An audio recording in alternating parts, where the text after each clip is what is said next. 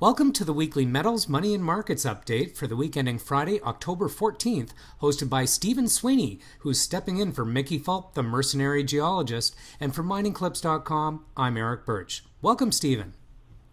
Howdy, Eric. Thanks for having me on. Well, this week, crude jumped to a one-year high early in the week, and metals traded down slightly, and the markets ended in the red. So let's start with the metals. Indeed. It was sort of an interesting week on the metals. On the sort of boring side, we saw gold and silver lose a little bit, a half percentage, and 0.7% respectively.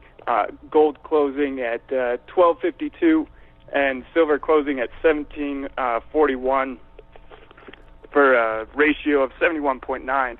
But that didn't really tell the whole story because behind the scenes, platinum and palladium were sort of falling off a cliff, if you will.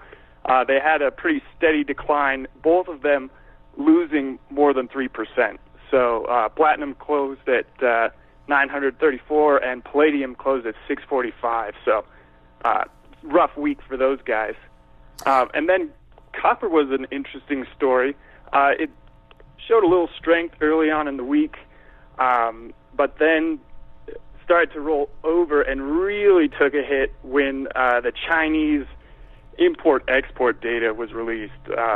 So Chinese exports dropped by over 10% year over year, and copper took quite a hit to end the week down 2% at about $2.11. Yeah, it's been a few weeks since it's broached the 210 to 11 mark, certainly. And in energy, oil started out the week on news that on news that Putin would back an accord with OPEC and Saudi Arabia.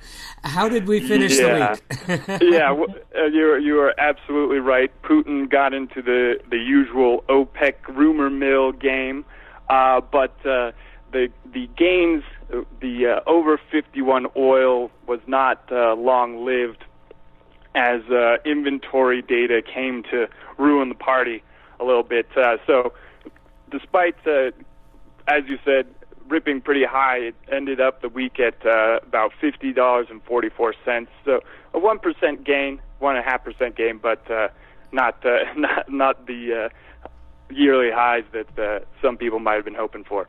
Certainly. And moving on to currencies, the U.S. dollar strengthened this week, and some are saying it's on speculation of the December rate hike. Absolutely. So to enter into currency land, let's go backwards a little bit. The loonie got a little bit of strength, perhaps on the back of oil, the loonie and crude being pretty strongly correlated, gaining 1.1% to close at 0.76. And then the euro also saw a little bit of weakening. So it did break the 110 mark to close down 2%. But the real story on the week, as you just alluded to, was the dollar. Massive strengthening. It was up 1.7%. The dollar index closing at 98.11, but really it was a constant barrage of Fed speak this week. So I think there was an open market committee member speaking every single day. So it was some serious job owning to send the dollar into some serious strength. Yeah, it's getting close to that rarefied territory, close to 100 again. Oh yeah. Well, we'll see how that impacts the other markets. So I know bond yields were ripping. The 10-year was over 1.75, and the USD JPY, which is our sort of inversely correlated instrument with gold, I believe was over 104 as well. So just really some serious dollar strength, and we'll see if it shakes out other places. And moving on to markets, all three major indices closed in the red this week. Indeed they did, Eric. The Dow was the winner of the losers, if you will, closing at 18,140 for a loss of 0.6%.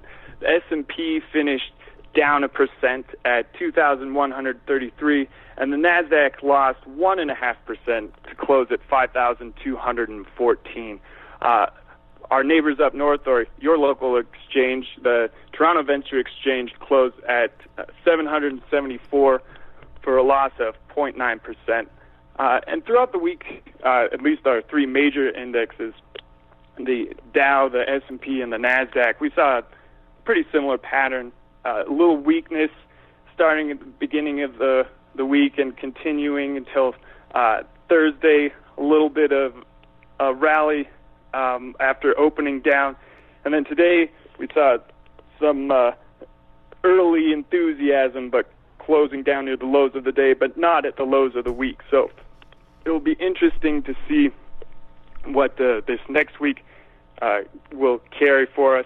But it's also interesting to note that we may not see the whole story just looking at the broad indexes, as certain sectors, such as, for example, the Nasdaq biotech, lost a significant percentage, so more than 3%. So we may have an interesting week ahead of us.